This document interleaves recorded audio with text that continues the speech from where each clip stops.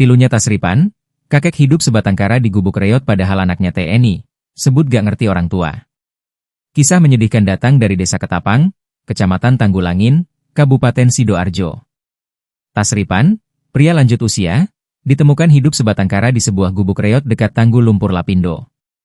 Ia tinggal di sana sejak tahun 2013, mengandalkan barang rongsokan untuk bertahan hidup. Yang mengiris hati, salah satu anak Tasripan ternyata anggota TNI. Namun sang ayah tetap dibiarkan hidup dalam kondisi memprihatinkan. Nengok, tapi gak pernah ngasih, ujar Tasripan saat dikunjungi Wakil Bupati Sidoarjo, Hajah Mimik Idayana, Selasa, 20 Mei 2025. Berdasarkan penuturan Tasripan, anaknya ada 2. Salah satu tinggal di Malang, dan satu lagi tinggal di Kalitengah, Sidoarjo. Satu di antara mereka berprofesi sebagai abdi negara. Mimik datang ke lokasi setelah menerima laporan